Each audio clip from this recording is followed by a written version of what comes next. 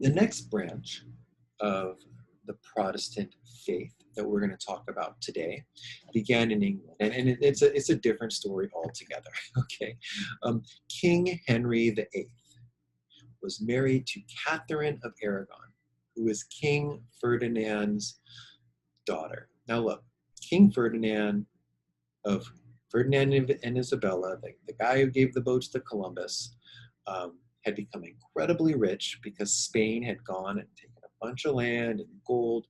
We're going to find out next chapter that Spain becomes very rich through exploration, through conquering land in the Americas well before the English or the French had taken huge chunks of land 100 years before.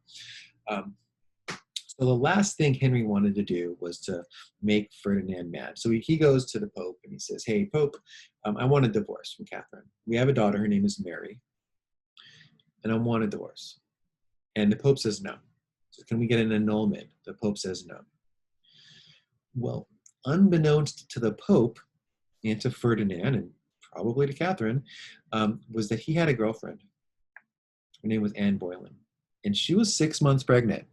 Okay, so this is why he's looking so desperately to get this divorce, because if Anne Boleyn had a child with him out of wedlock, that child would not be in line for the throne. So he needed to get a divorce and he needed to get married quick, like, okay, kind of a scandalous beginning to a church.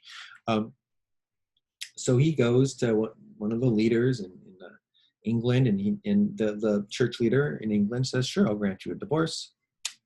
You're divorced, by the way. Now you're married to Anne Boleyn. Um, you're a happy guy, right? I just created a new church, and it's called the Church of England. And you, king, are the head of the church," which is great if you're a king. Not only are you king, but you're the head of a church. Can you imagine the power?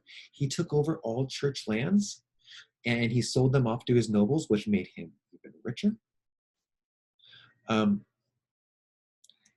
and when he dies in 1547,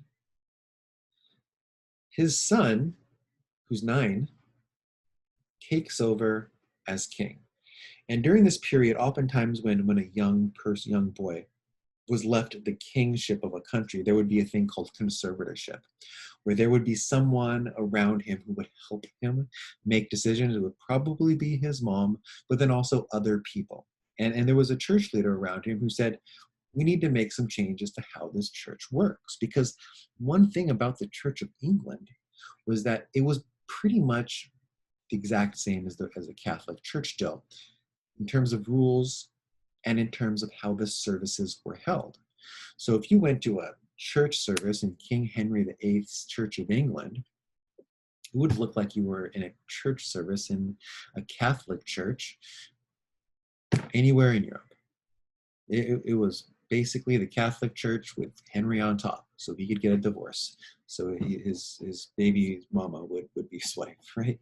Um, but when his son takes over, the church leaders say, let's turn this into our church, right? So they do things like say, "Oh, priests can get married," okay, which is a big deal.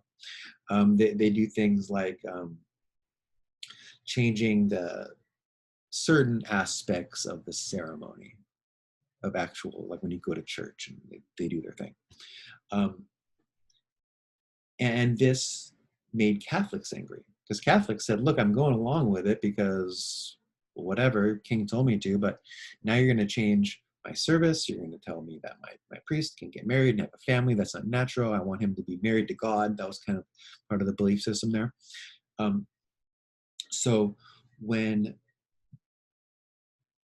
the son dies at like 16 of like tuberculosis, people used to die early back then.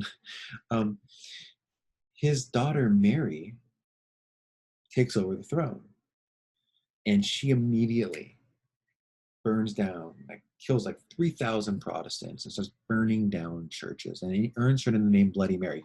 And if you have ever in your life gone into the bathroom and turned off the lights with your cousin, like I did, when you're a kid and said Bloody Mary 3 times and looking in the mirror and thought you would see Bloody Mary's face, which I didn't see, um, it's her.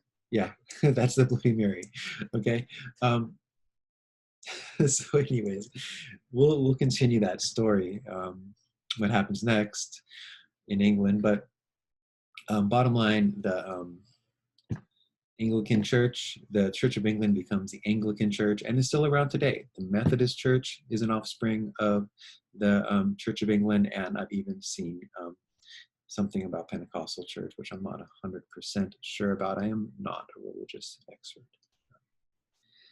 But now we have four, right? We have the old Catholic Church, and we have three new Protestant churches. We have Lutherans, Calvins, and now the Church of England.